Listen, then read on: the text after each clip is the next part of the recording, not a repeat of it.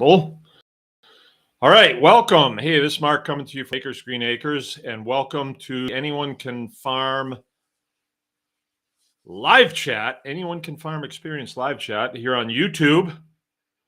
I'm Mark, your host, coming to you from Baker's Green Acres in Marion, Michigan. Lovely Marion, Michigan. And I tell you what, today was a lovely day. We've been having some intermittent rain over the last couple of days, and everything is greened up, and it is back in business. You know, the grass is growing. Things are going to be okay. They always are. But, it got a little worrisome there for a while. Like, we did not get our first cutting. We did not get what we usually do. And so I did not bother to cut some of it. And so I'm going to be doing my first cutting on some fields next week. I'm going to try and start Monday. I got a good week next week to do that. And this week, well, actually, we've been recovering from Tribe Day. There was a lot of work that we did not do because there were things that needed to be done for Tribe Day. Like the building that we put up that we used pretty good on Tribe Day, but we're not using it now. So I prioritize things for pulling Tribe Day off. And in some ways, it is a good thing, and in other ways, it was sort of irresponsible in a way, because Tribe Day is not a money maker, and in order to get going, we have to.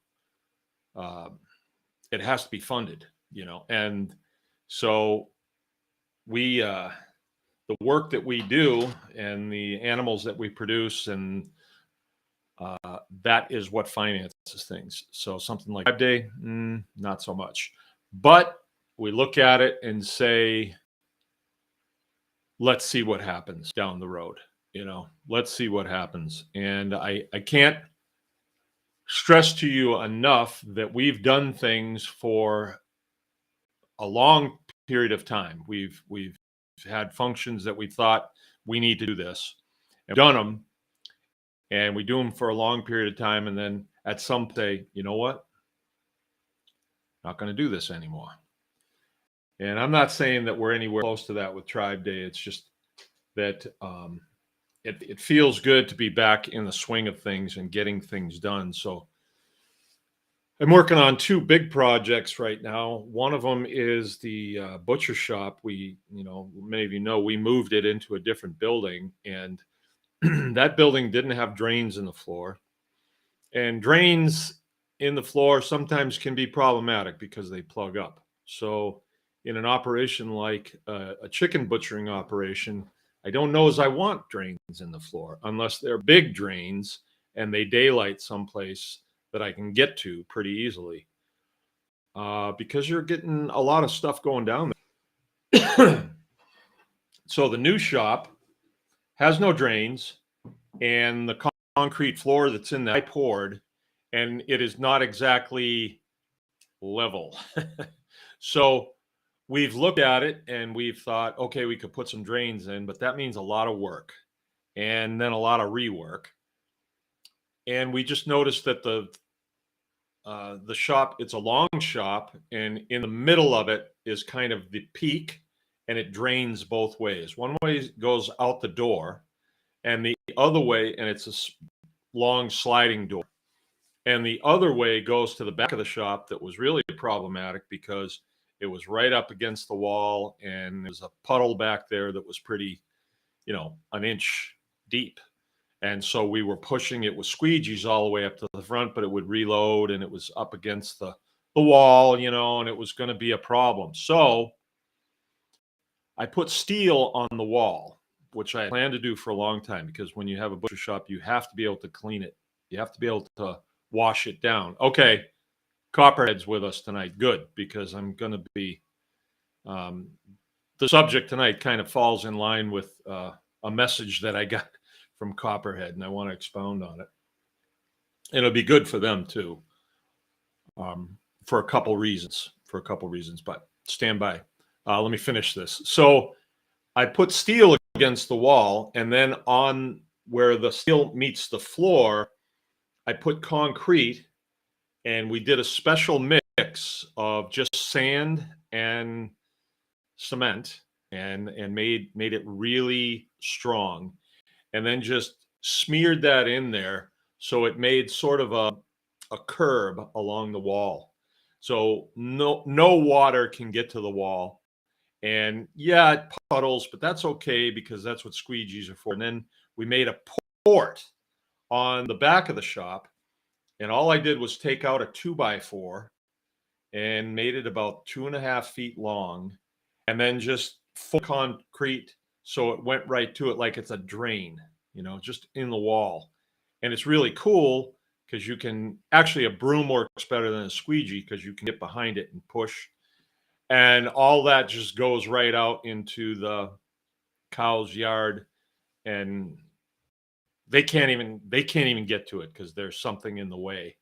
So that has needed to happen since last year when we moved the shop over there, and it hasn't. And every time that we use the shop, I'm concerned because all this water is going up against the wall, and those walls were built out of OSB. OSB is like wafer board, and OSB will suck up water, and then it'll just sit there and rot. So I put steel over it, and I got that done. We got the steel on completed on there yesterday, and we did the concrete today, and we are in business. We are in business. And as soon as we got the concrete on, like this was probably 2 o'clock this afternoon, couldn't do any more until it completely set up. And so now I'm working on our milk parlor, and that's a story. That's a real story there. Um, this whole milking thing, I advise people to look at it. If you are a homesteader, the milk cow it's not brain surgery. It is doable, and there may be some challenges there, but it's well worth it, and it's worth it monetarily, right? We get $10 per gallon for milk, and I'm milking 4 cows right now. It's a detail that we rotate amongst the people who work here, my kids, and Covey, our intern. I'm not milking this summer because we've had so much construction to do, and the milk is going. Every cow is giving us like 3 or 4 gallons, 5 gallons a day, and it ends up being a lot of milk. Let's say you had 4 gallons a day times 4 cows. That would be 16, right? I'm going to try and get my calculator here. Okay, gallons per day, which is right about what we're getting right now, times how many days in a week? 7.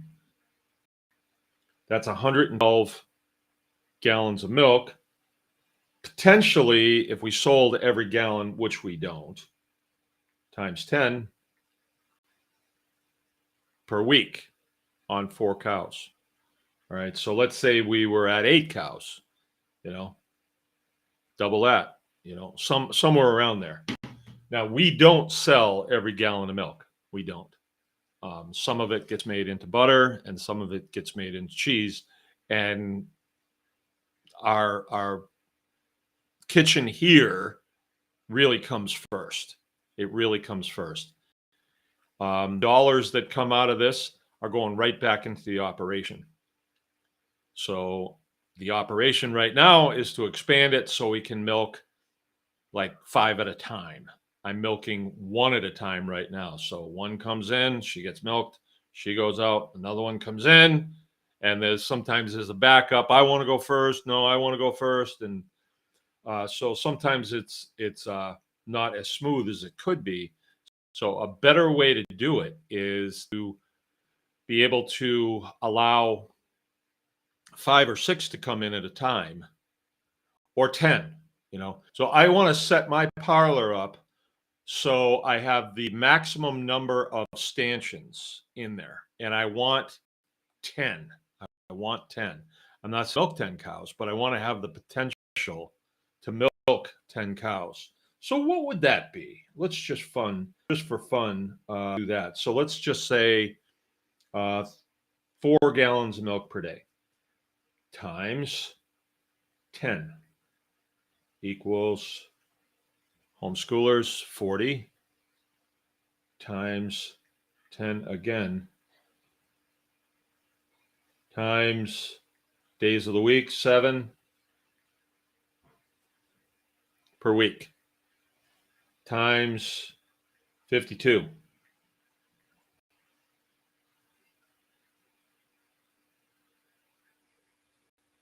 Okay. 10 cows. 10 cows. Now let's say that you got to, oh yeah, but we don't have 80 acres of grass. Okay, let's say you have to buy some grass. Let's say you have to buy some hay. Will $10,000 worth of hay do it? Minus 10,000. Uh-oh. Now there is a lot of work in moving that milk, but let's look at Uber, shall we? What did Uber do? Uber blew apart the taxi industry. So, yeah, how could we duplicate that with raw milk? How could we do that? Any hands? All right, I don't really need to go into it, but I've got people coming here right now and grabbing 15 gallons of milk and taking it. They are paying for their milk by just doing the legwork. And while they're here, they're grabbing chickens and ground beef and stuff like that. And we're just getting started. We're just getting started. So I don't think that every person that comes here or every person that wants to get milk has to come. I think that a person could, from an hour and a half away, drive here, take it, and go to their location and become the drop, right? And I'm thinking, like, if you're an Uber driver, you already have a car. And I'm thinking, if you're a human being in the United States, you already have residence. And I'm sure in that residence, you have room, a spare plug where you could plug in a fridge. Could you fit 20 gallons of milk in that fridge? Yes, a spare fridge. If you bumped the price of that milk, you know, I get 10 for it, and that's fine with me. But if you bumped it to 12, now you're talking about, let's say you're getting 30 gallons, 20 gallons of milk, and 20 times 2, you're actually making $40, and all you're doing is a drive and back. Now, what else could you do? What else could you do? If you've got people coming to get milk, I don't know, maybe you'd be a collection point for something else, something that you do. And I'm pretty sure that I'm talking to farm people here. I'm pretty sure. All right. So that's just why I'm throwing so much energy at this whole milk parlor thing, is because it's a good facet to have homestead. You know, whether you're milking one cow and you're getting 4 gallons a day, is your family going to drink 4 gallons a day? No, they won't. So that other milk could be used for income, or you could trade it, or you could turn it into butter and barter it. You know, there's a lot of things you can do.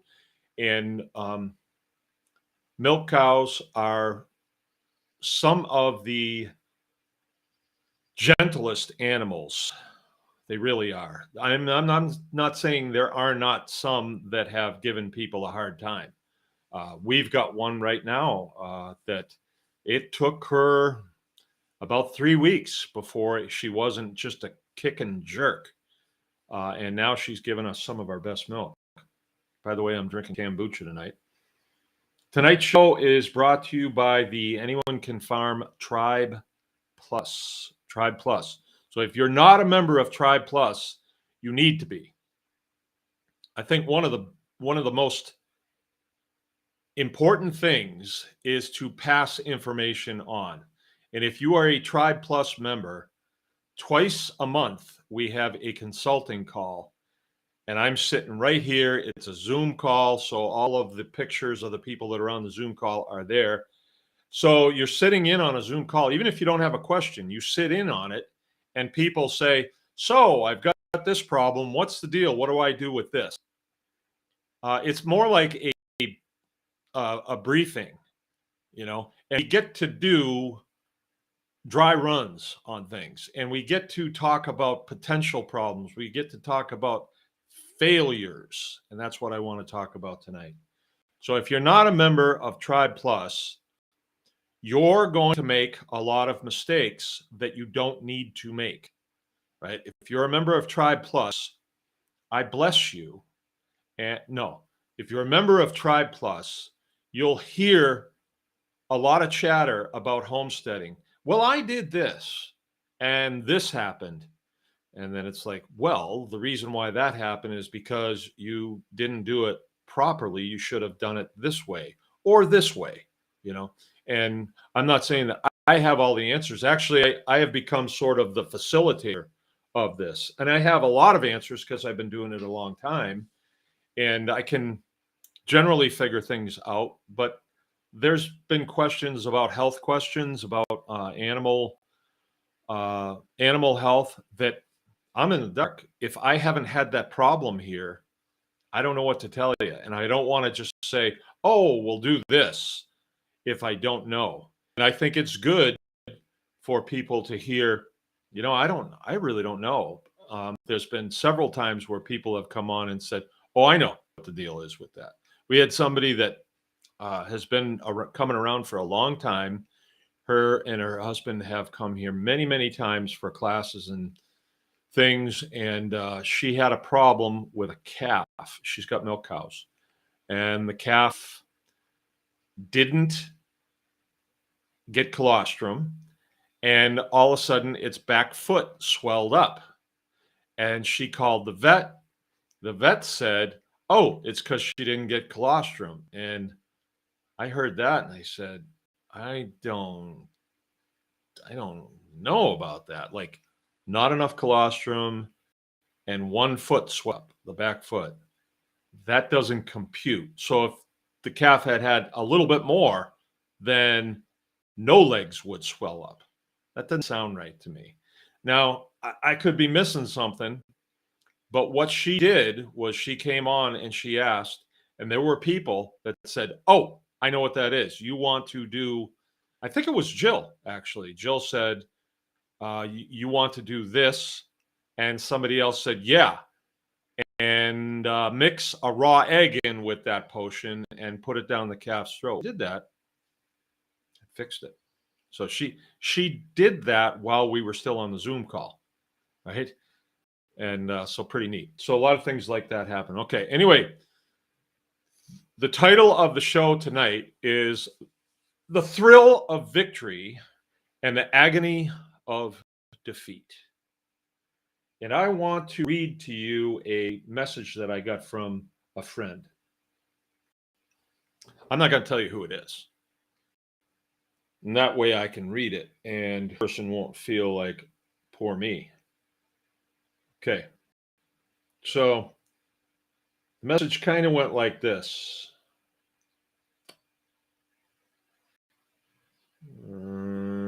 Okay.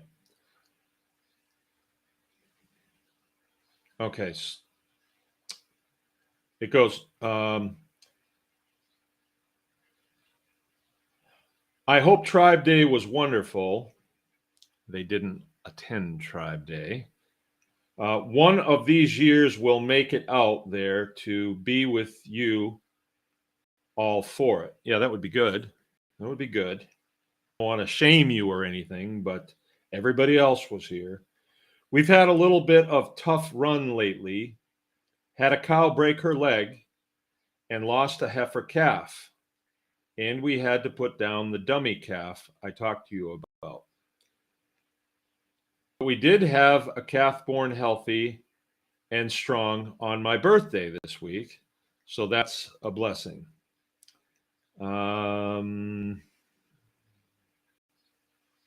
Yeah. And then we had some other conversation in between there. But then she said, I know these things teach us lessons and make us stronger, but man, it can be really hard in the moment. And I do get these a lot. I get these types of things a lot. And I'm thinking that whoever wrote that might even hear what I'm saying. Possibly, could be. And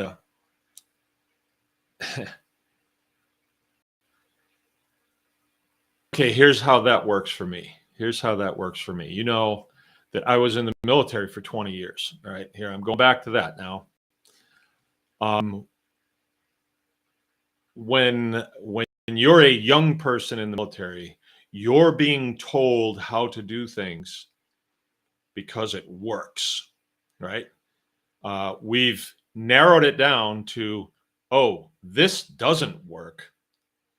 Here's how you want to do this. And so we try to keep everything in between the guardrails. We try to limit variables as much as possible.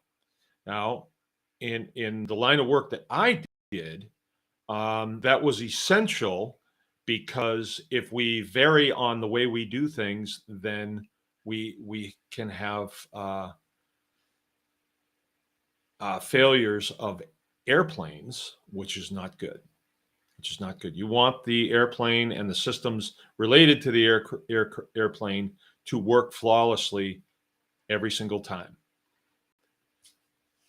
And I remember when I was new that I would have great ideas. And I thought, there's something wrong here. Nobody wants to hear my great ideas. Oh, yeah, of course they don't. They don't. Unless it's a better way to sweep the floor. When it comes to the equipment, you just do it the way we do it, right? There's what's called a TO, a technical order, and it tells you how to do it, and you do it that way. Like, you don't get to vary on anything. Well, I think this grease would work better. No, use the grease that it says in the TO. Well, I think this procedure is backwards. We should do it this way. No, do it the way we told you to do it. So in my time in the military, I would say there was years where there were no mishaps. Years. I didn't see anything go wrong. It's almost like people were on you so close to do things the same way, the right way, that nothing ever went wrong. And I think, you know, some of these people, some of these comments, especially GIs, they will talk to me about all of a sudden they're in a career field that there are very few older people like right there. And so there's not a lot of prevention going on, right? When you're a new guy in the military and these people in the line of work that they were in, they might be chastised very roundly if they stop a vehicle and decide to, hey, I'm going to go out there and see what that wildflower is. I'm going to walk out there and pick that flower. No, somebody would say, you get your butt back over here. And if you need to be out of this vehicle, you stay right there. You don't go walking out any place. They would be roundly criticized by their superiors and probably slapped around, or even some NCO would pull a pistol on them if they decided that they were going to walk down a trail just for fun. There's a trail. I think I'll walk down this trail. Now, I wasn't in that line of work. I know a little bit about it because of some of the stuff I did, but I don't know a whole lot about that. But I know that's what they did. So they limited their variables a lot. Like you walk down a trail just because a trail is there. That's not a good place to walk because bad guys will put things that go boom on those trails. So you just don't walk down them, right? Somebody's got to go down there before you and make sure that there's nothing trail that's going to go boom. I know a little bit about what those guys do, but not a whole lot. I mean, that wasn't my career field. And so we serve in the military, and things go relatively smooth, and then we come out and we go into homesteading, and it's like boom, boom, boom, one thing after another.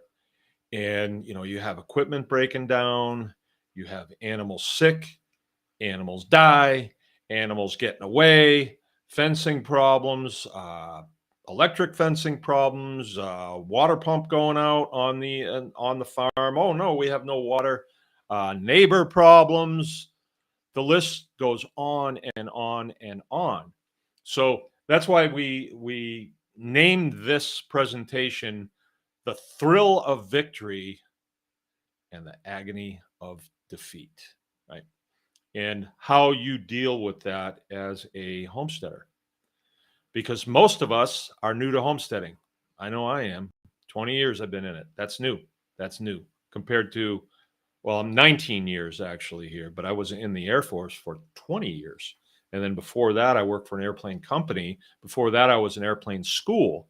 So I knew that business pretty well, I thought, but that business was very controlled. It's not like you can just, hey, I know what we can do. You don't do that. Everything is very methodical. Usually if there is a certain thing happen on a system, there's guys like Andy Zumwalt that know exactly what it is. Exactly what it is, just because they've been doing it for years, and they get a debrief from pilots like, hey, it's doing this. Oh, we know what that is, and then they check it. Yep, that's what it is. We got to do a red ball on some pump replacement or some generator replacement or something. So the variables are really, really limited. But in homesteading, we take pride in the fact that we grow stuff, we fix stuff, and we make stuff. And you know what? We're making stuff that aids us in fixing stuff. And that also aids us in growing stuff. Like say, I saw Haven the other day. He built a tool for weeding, right? So he had to create this tool to be able to grow stuff. So a lot of variables right there, right? Like Haven, did you go to welding school? No, he just had to learn it kind of on the job. Well, maybe he did. I don't know. But I don't think so.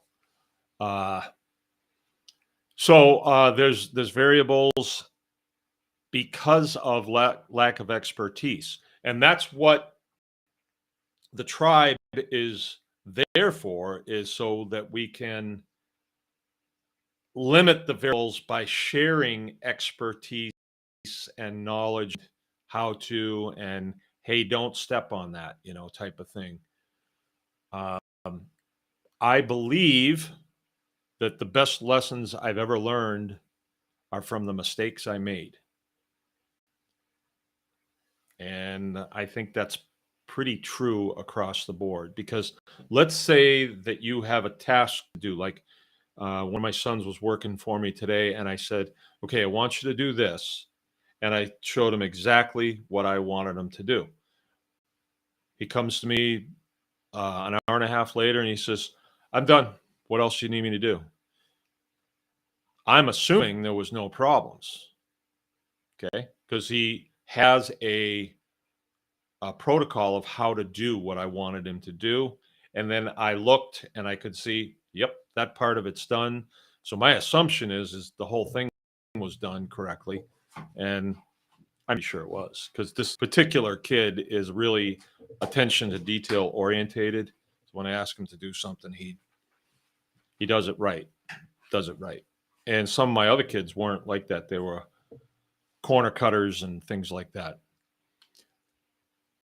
So this person here send me this message, and she's not whining. She's not whining. She's just saying this is what's been going on, and yeah, you know, that comes with the territory. But in those cases, I had a cow break her leg. Okay, is that going to happen again? All right. Now I don't know what the circumstances were why the cow broke her leg. I have not had a cow break a leg ever. I did have a cow get stuck between two trees. I did. And she died. And her calf died. Whose fault was that? You know, that was my fault. That was my fault. And I'm sure that this individual, if I spoke with her, I know these people, and they have been military before. Not, I don't think they didn't go 20 years, but they went long enough to understand the military process. You know, it changes with time. You get used to it. They get used to you, and things do get sweeter, somewhat. But they pulled 4-year hitches and out, and now they're in homesteading. And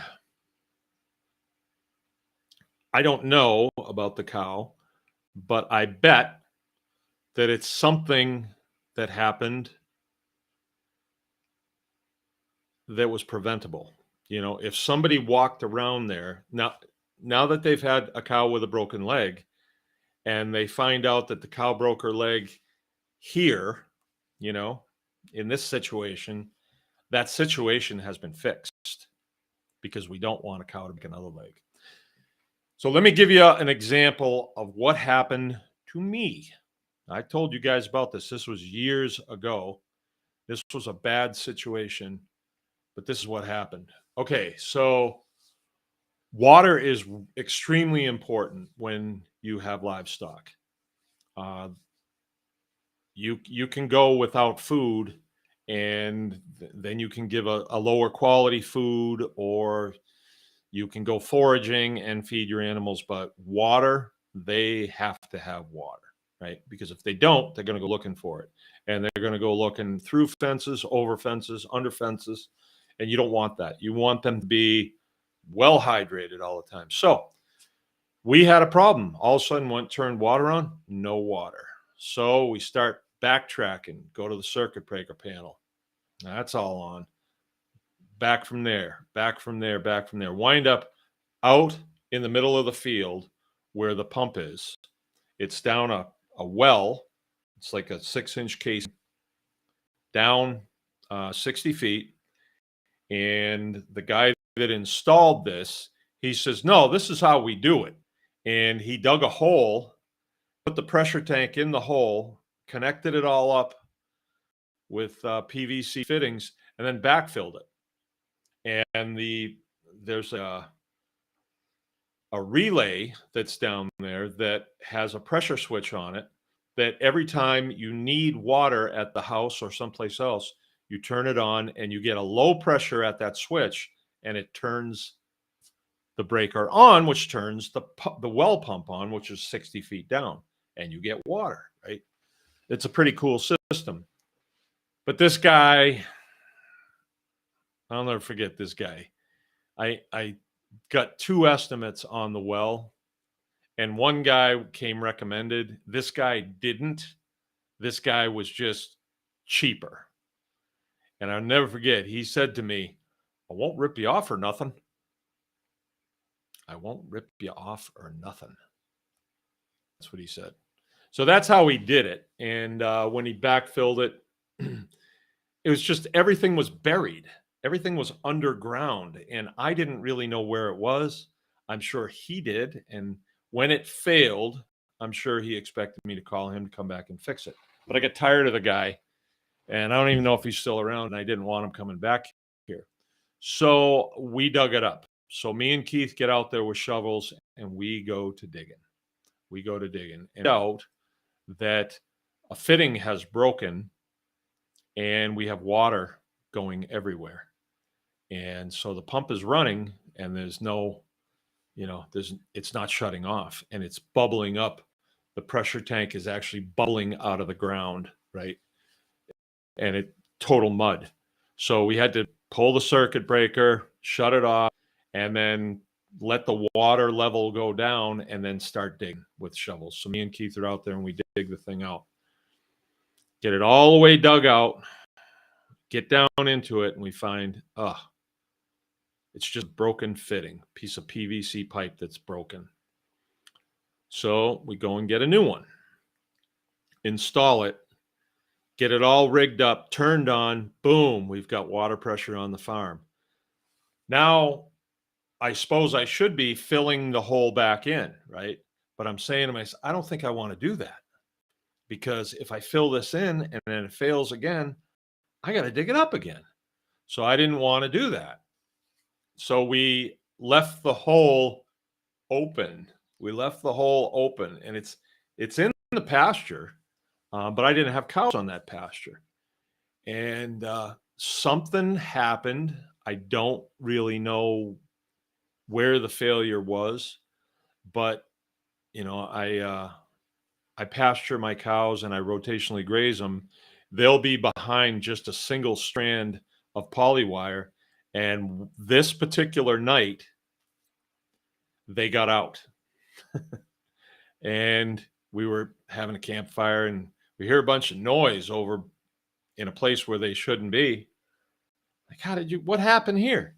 And so we go out there, and it's dark. They can't see. They don't really know where we're going. All they know is somebody's chasing them. And we want to get them back in behind the fence is what we want. And when start running, just like a stampede, and they run right in that hole. Two of them right in the hole. Well, what happened to the pressure tank? Broke a fitting on the bottom, one that is not replaceable. They don't sell spare parts. You got to buy the whole tank. And the fitting that we replaced, they broke that off too. So total failure. Now we're without water again. Going to take a shower that night. That was going to be nice. But now we're without water again. And this happens 10:30 at night. And you're like, But who was to blame? Me. I was to blame. So what should I have done? I should have put a fence up around that, just a polywire fence on its own charger, and put enough stuff there, like reflective material, that anybody could see it, right? So a cow, and it was a 1 in a million thing, the cows getting out. Most years they never get out. The other night, let's see, what night was this? Oh, it was during Tribe Day. So people show up here, and we're going to have a safety briefing. And I say, hey, there's a bull out there. If your kids go in with that bull, it could be curtains for your kid. So don't let your kids go in with the bull. And a bunch of kids just showed up a little later, and they're out walking, and they wanted to go through a gate. The gate's electrified. And evidently one of the kids grabbed it and got shocked and dropped it. And cows wound up out. We're sitting around the campfire, and we're hearing mooing in the wrong place. And so we go out, and yeah, they were out. But we, luckily, with the people that we had, we were able to get them chased back in, and everything was fine. But some of my tribe people that were here for Tribe Day got some real neat experience. So, and I could be off on this. The cow's broken leg could have been, just a freak of nature type thing.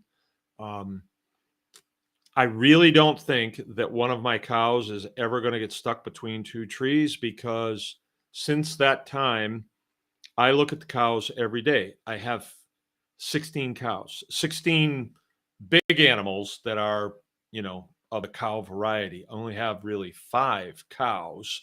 A cow is a female bovine that has had it.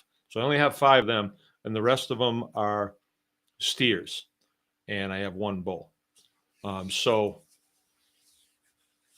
look at them all the time. I see them every day. I make a point of going out and taking a ride around and checking the cows. You check the cows. You make sure everything is good. Make sure they're on the right side of the fence and everything is good. I check them in the afternoon, late afternoon, evening. Like, I'll go out after I'm done here. I'll get on my motorcycle and I will go out and I'll make a loop around, check the chicken tractors, make sure we got water in all of them, not so much feed, but they have to have water. I'll go out and I'll drive by the cows. You can tell in an instant by looking at them that they just have their heads down and the tails going back, and they're just eating, right? So there's no heroics out there. Sun goes and the cows continue to walk around and eat, but then no, and nothing much happens. So if the fences are up, you're going to be fine.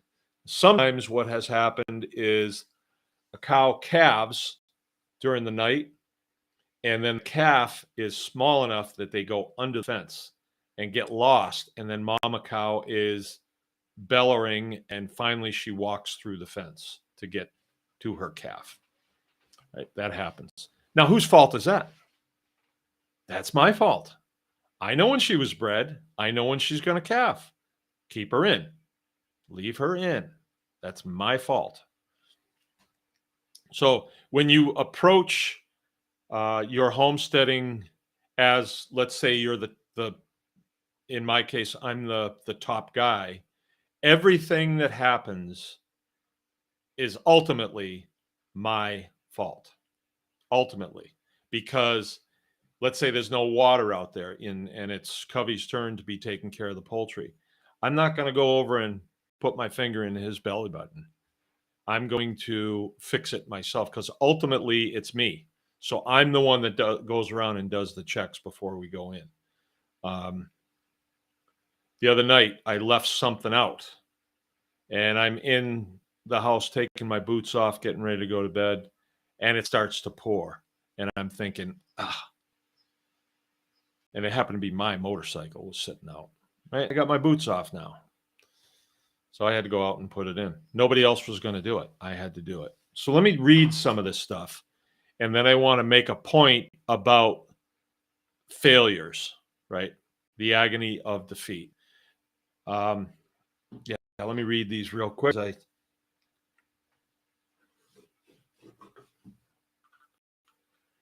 This thing's been a failure ever since oh, now what's this?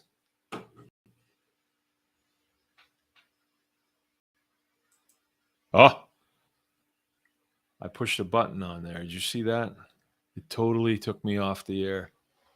And just so happens, I read the top and it said studio live stream, and I'm back on. All right, so I'm not going to do that again. All right. All right, Keith Sutton's with us. David Duncan, he's calling me Chief. Copperhead Farms, I made it. Set my alarm so I didn't miss it tonight. All right, welcome. And Inga, hello, beautiful tribe. Crunchy Mama Farms, 2 coyotes dropped. Just the bobcat left. Big cat left town. The best I can tell. Sadly, I've lost 7 sheep. Right. You want to talk about failure? Some stupid mountain lion. That's bad. That's bad. 7 sheep. That is a morale. That's a morale issue when you have predators that take down your animals. But ultimately, you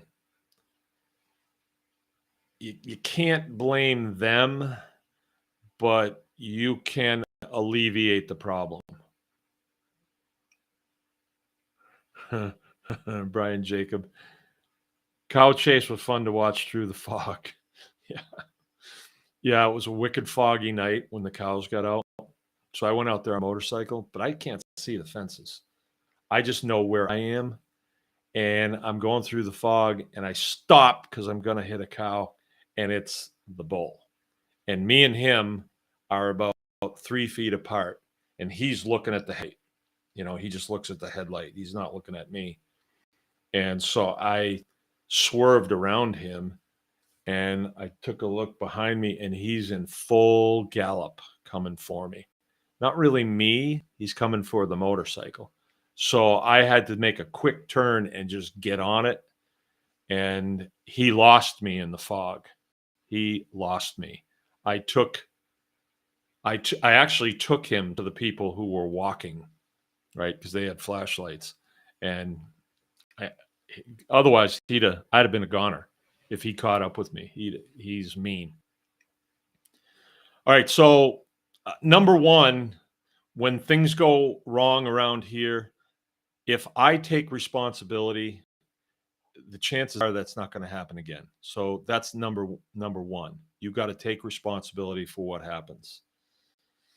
There are things that you don't have control. Oh, I got a story to tell you guys. Oh man, Saturday, we're sitting here. It starts to pour. I had some people staying here for the weekend from Chicago, right? And it was a lady that we're friends with, Kathy Pirtle. She's from Chicago, and her granddaughter, and then a friend of theirs, but she was at the campground. And the friend had been out walking, right? And then these clouds came in. They looked pretty bad. And so it starts pouring, just buckets coming down, pouring and thundering and lightning, just wicked. But we're underneath the overhang, which is not a failure. And we're enjoying this thunderstorm, really enjoying this. And I'm talking to this woman and her kid, and Jill's there, and we're or granddaughter, when we're talking, eating, and just enjoying ourselves. And then all of a sudden, this bolt of lightning, boom, comes down, and I saw it. And it was out in the field, over on the new end, and it's it's tall grass out there. It's the part of it that we can't cut. And so this lightning hits this, and we're all looking like, did you see that? That was really unbelievable. And then we thought about this friend of my friends that was walking, like, gee, I hope she's okay, because it's pretty far away, if she got caught out there, So I kind of start looking out there, and then I see smoke. And then I said, no kidding, you guys, look at this. I'm seeing smoke out there where that lightning bolt hit.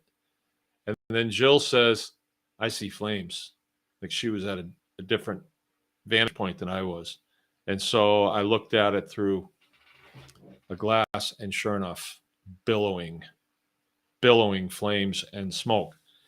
So we didn't have much choice. We jumped in the Jeep, and it's raining, but we had to get out there and do something because it was heading right towards the new cabin. It was maybe 75 yards away from the new cabin.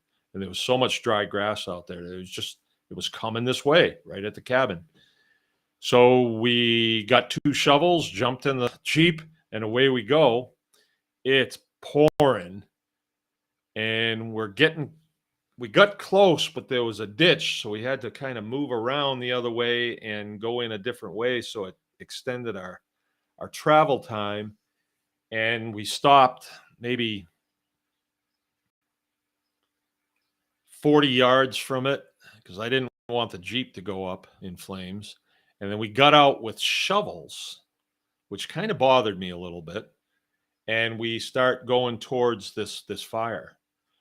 When we got there, the fire was probably 20 yards long and 10 yards wide.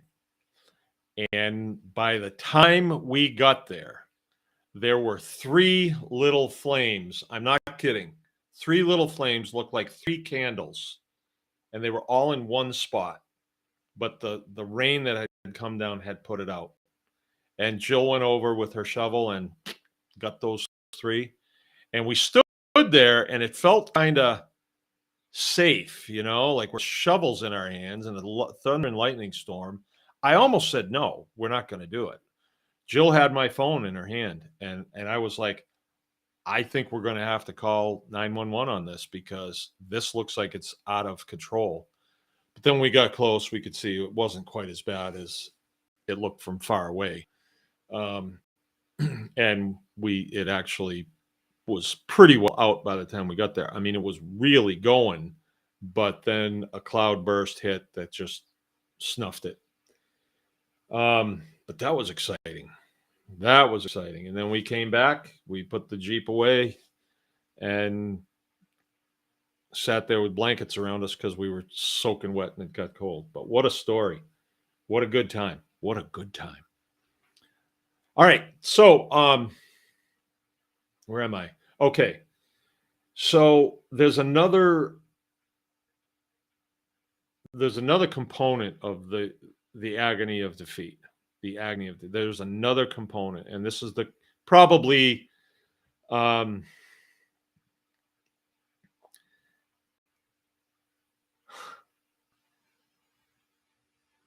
Copperhead just said, glad you're okay. We had a steer struck and killed by lightning once. Wow. I guess I've had my share of lightning things too.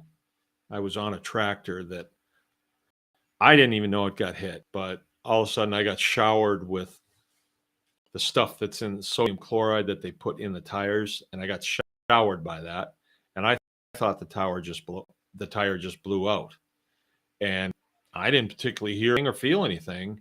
I got off of it and I just walked to the house. I was soaking wet by the time I got there. When the guys come out to change the tire, that's how they do it. They come out with a truck. The guy said to me, "We had a lightning strike, I see." And I said, "Where?" He said, "This tire. That's what happened. You got hit right here in the tire."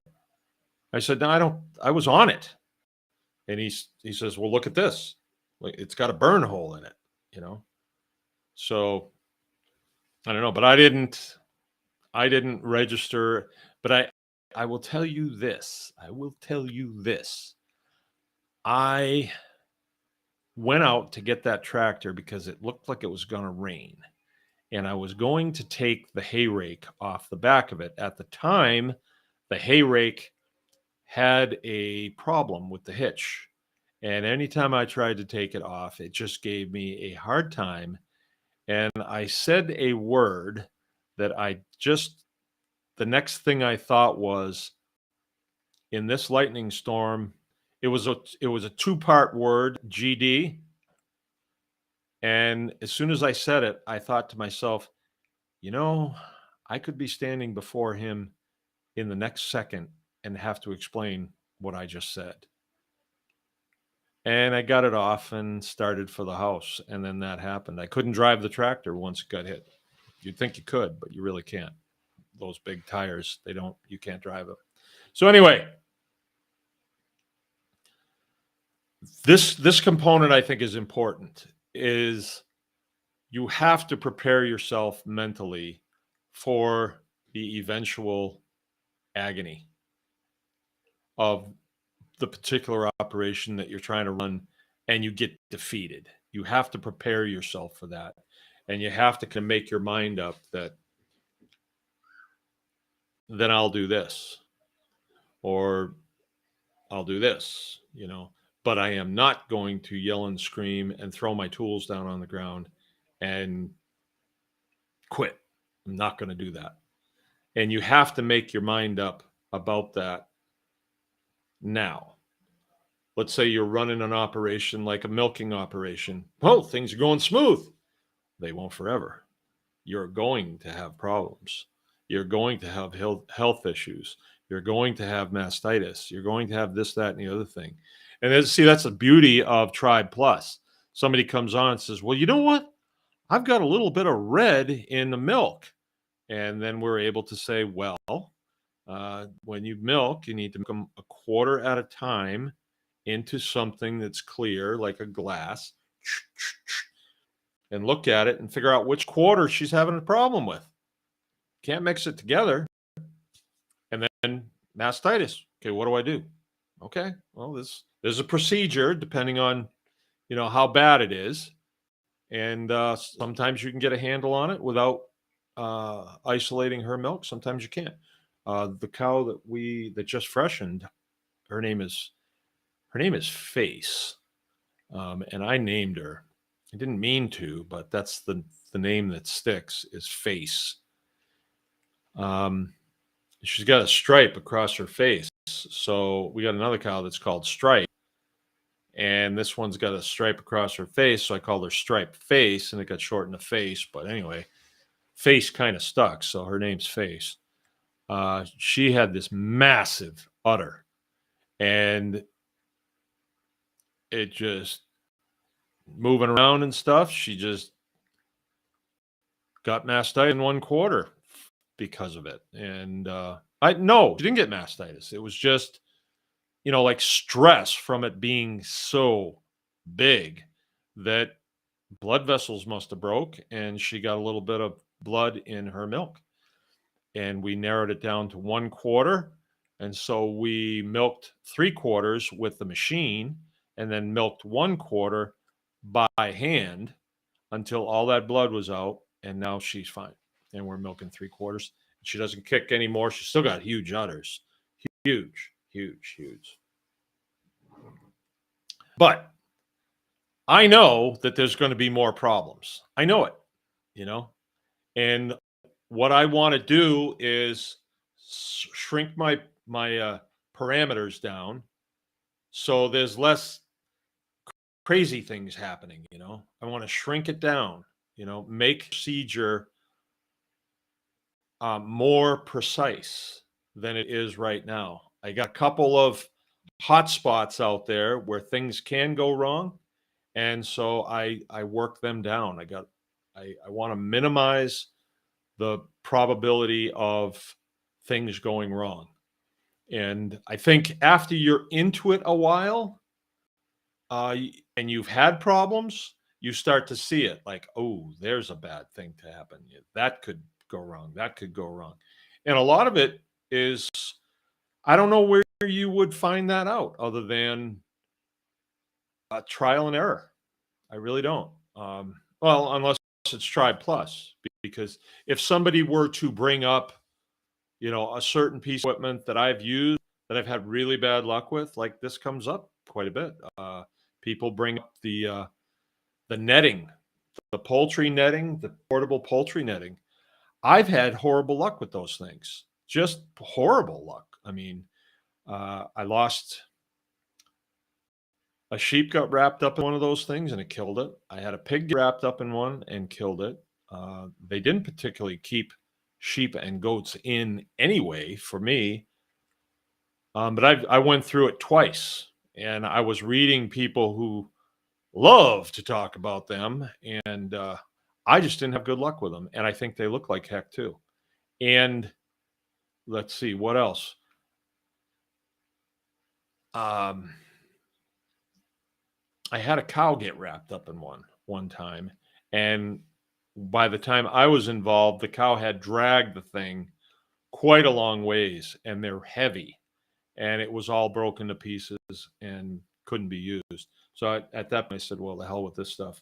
And now I just use a single wire of poly wire, and I have really good results with that. Super good. So that would be my story about that particular piece of equipment. And also we can share stories about other pieces of equipment that have worked really well. So that's another reason for Tribe Plus and coming to the consulting meetings is we can talk about, not only what doesn't work, but hey, what does work and what processes. This is a big thing. It's sort of a term that Army says a lot, but Air Force was Army Air Corps. So a lot of our terminology is old terminology that's the same. So that's why I'm saying this. And I know people have said, oh, yeah, what do you think, your Army? Okay. Well, the Army uses this term, they call it force multiplier. So if you have a wrench, let's say, and you can only put so much force on it, but you take a chunk of pipe and put it on the end, you're multiplying the amount of force that you can put on it. So there are some procedural things that you do that if you do it slightly different, you're going to get a better product out of it. And that would be called a force multiplier. You'll get more out of it. Now, what was I just going to say? Oh, force multiplying. A good force multiplier in homesteading, a really good force multiplier, is when you wind up with a product and you don't have any use for the product. Then you get to think about, okay, well, I have all these feathers from this one thing that I'm doing, from these chickens that I'm butchering. I got all these feathers, and I got to pay a guy to come and take them away. So that's bad because you're paying somebody to do it. It's coming off your bottom line. That is not a force multiplier. But then if you, let's say, have a friend that makes pillows and he needs feathers, say, that's not that we do that, and not that chicken feathers would work, but it's just an example. Then instead of those chicken feathers being a detriment to your operation, they become an asset to your operation, right? And in reality, when you're processing chickens and you have a whole bucket load of wet, gross chicken feathers, you can't make pillows out of them. And as far as I know, the best thing that we've done with those is making compost out of them, which is really good because they're diverse and they break down really quick. They will get a compost pile jump started if your compost pile has stalled really well. Okay, so we're going to take responsibility for the mistakes that we make, and make no mistakes. Sometimes you have a mistake that you make that you did not see coming. And I think a lot of percentage of the time, you just didn't see that coming. You didn't see that coming. But like this thing with the lightning striking the field, what if that had hit one of the buildings? Oh, get out there with a fire extinguisher. I don't have one. Whose fault is that? Mine. Now, I do have fire extinguishers because I don't want to get caught like that. But I don't have enough. I want more fire extinguishers. I would like to have a big fire extinguisher in every vehicle that I have. I would like to. I don't. I have 4, and I have them dispersed. And I've used a fire extinguisher here before. Actually used one. We had a person who was changing the carburetor on a lawnmower, and they had fuel all over the place, and it lit gasoline, and it was in a bad place, and other stuff started burning really quickly. And so I had a fire extinguisher, no problem, got it out. No fire extinguisher, I don't know what would have happened, honestly. By the time we got a hose over there, and it was in the wintertime, so it wasn't going to happen. It wasn't a lawnmower, it was a go-kart. Yep. So it wouldn't have been resolved. Maybe snow, I don't know, but we got it with a fire extinguisher. We had another thing that happened. I was fixing a snowmobile one time. It didn't belong to me. It was one that was here when we moved here. It was an old-fashioned Skidoo. Everything was there, and it just didn't have gas in it. And I put gas in it and I gave it a couple pulls and it would start up and die, start up and die. And then I adjusted the carburetor. I started it up and it was full throttle. And it went through the garage door and across the field. My pickup truck was sitting there with the plow on it, my Ford pickup, and it hit right under the rear end. It went right under the rear end of the truck and it wedged itself under there, and the truck was still full blast going. And I don't know what would happen if the truck wasn't there and it, let's say it hit it a different way and ricocheted off. Who knows how far that thing would have gone? It had a full tank of gas, and it wasn't a particularly powerful sled, but it wasn't stopping. And so that was a big failure. It blew through the door. That had to be repaired. And then the sled got all broken to pieces. And we did repair it and drove that thing around here for a long time. And then finally moved up to a more modern sled, the one that was only, 20 years old instead of this one was probably 40 years old. So prepare yourself for those failures. Learn from those failures. I know everybody's heard that. But it's only when you actually have them that now you start to think, okay, so my son is a firefighter. And I want to say this because a lot of our people have little kids.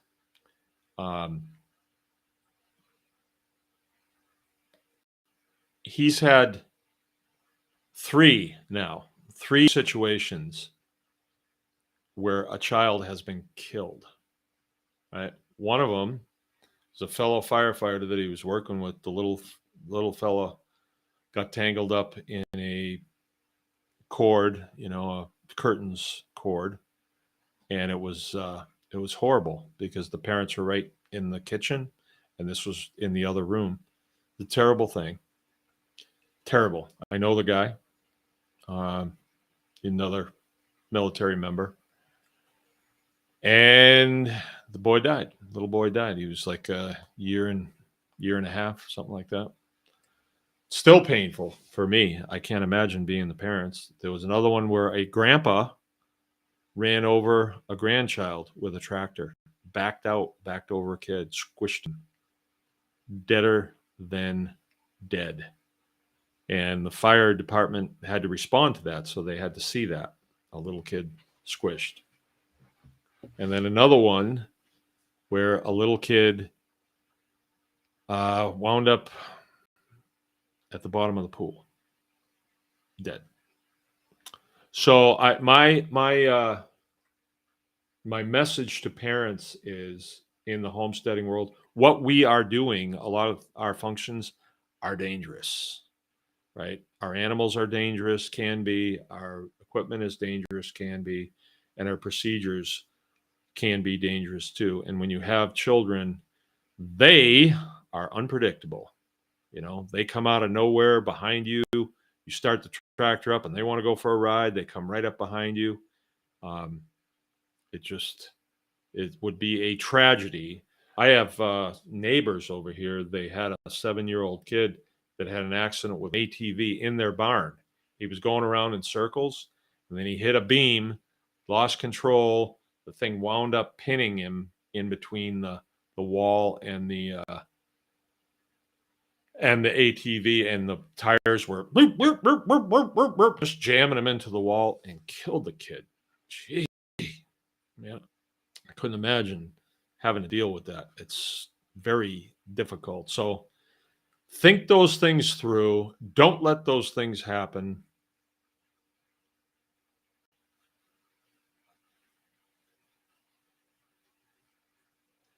I don't want to tell you to prepare yourself for it, because you're not going to let it happen. Don't let it happen.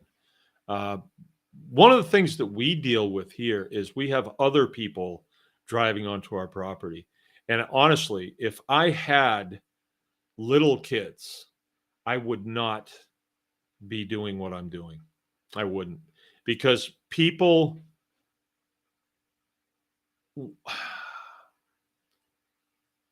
yeah, no, we see things, people driving all the time. I told you guys about a lady that came here with her husband. He was elderly. I said, "Hey, do you want me to help him back that up? Do you want me to back that up?" And she says, "No, he's got plenty of experience." And then he jackknifed it instantly and broke the taillights on his truck. You sure you don't want me to help? How dare you disrespect my husband? Not disrespecting him, but he's not getting this done. Now, we've had a dog rolled over in the driveway. Claire got run over. Um, bad when she was a pup. Almost had to put her down. And Obi got rolled over just about a month ago by Jill. Total accident. He was sleeping behind the pilot. She starts it up. He didn't move, and she just rolled right over him. But the tires didn't hit him. And he usually gets out of the way, but you just have to be so cautious constantly in all the things you're doing. Firearms, got to be really cautious.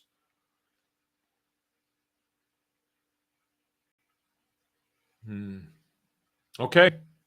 So that's it. The thrill of victory, the agony of defeat. The thrill of victory, we're not really talking about that much, but I think we could. I'm to the point now where I'm able to think things up as a visionary and then execute them and then stand back and say, hey, that worked pretty good. And I like that. I like the way that works. That's good. I am pleased with that. And so, but that's not like that at the beginning. It's not like that. I had to notch a beam today. It was overhead, right? It was a round beam like this in my barn, 100 years old or more, 125 years old. I had to notch this thing, and the only thing I had to use it was a chainsaw. And I suppose I could have turned the chainsaw over and notched it, but it doesn't run good when it's upside down for as long. And so I held it like this, and I held it up, and I made, I think, 4 cuts in that. And then I connected cuts up with a chisel and hammer. And as I was doing it, I thought there was a time when this would be very difficult for me, but because of the mechanical work that I've done over the years and the things that I've had to do, it was really clear what had to happen. And I just did it. I just executed it. And then, the board that I had to put up there fit just right. And I got screws in it, and it was really nice. And so I felt pretty good about that. And I came up and we ate. And as we're eating, I'm talking to my family about, well, by this time tomorrow, I should have those stanchions all up. The only thing is, I don't know how much space I should leave between stanchions. So as we talked about it, there was suggestions. Oh, well, Jill Troy, Troy is the guy I got the stanchions from, but I was over there, and they had mostly been taken out, and plus the place was put together it was kind of hard to see put together. So I don't know. And then I thought, no, wait a minute. I'll just bring a cow in there, lock her in the first stanchion, and then from there decide how much space I need to be able to get in between her and the next cow. I'll figure it out myself. Yeah, that makes sense. Or we'll kind of eyeball it, and if we leave too much space, so long as we can fit 10 of them in, what's the no harm? So after a while, making decisions on the things that you're going to do in your homestead, it gets better. you're able to make informed decisions better the longer you're in this. And the more this is why Tribe Plus is so important, and I'm not kidding. If you can sit in a Zoom chat and have people ask questions and then receive answers, that goes into your memory banks. And oh yeah, I remember. So you should be absorbing that stuff all the time. And Tribe Plus is it. It really is. Or at least if you like this tribe, it really is. And want to join Tribe Plus, they'll do us a major solid to join Tribe Plus. Just go to theanyonecanfarmexperience.com. Tribe Plus, join. Boop. Costs you $1 a week. 14 cents a day. 14 cents a day. Yeah. 14 cents a day.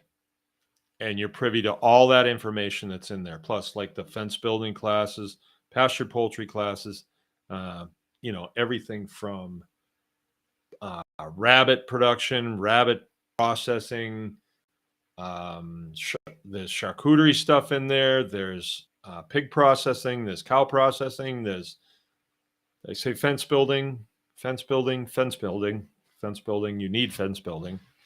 A lot of good stuff there. And we're adding stuff all the time. So Tribe Day, we had 8 classes that went on in Tribe Day, right? There was 4 sessions and 2 classrooms per session, right? So there was 8. All of them were recorded, and they're all going to be on Tribe Plus. So if you didn't catch it, you can now. And you don't need to watch the guy. You can just listen to him, whoever it was, guy or girl. All right. I'm not drinking milk tonight. No, it's not whiskey. It's kombucha. My wife makes killer kombucha. Well, not too much talk in the chat tonight. I guess I'm going to get going. If there's no questions or comments, I guess we'll just call it a day. All right. Thanks everybody for coming. This is not the week for our call, our consulting call. It is not. So I'm off tomorrow night, and then it'll be interview night on Thursday night, and I'm not sure who we have lined up so far. Okay. All right. I'll see you guys. Remember, anyone can farm. This thing has changed. Now it's different. Oh, I see it. End the stream. All right. Anyone can farm.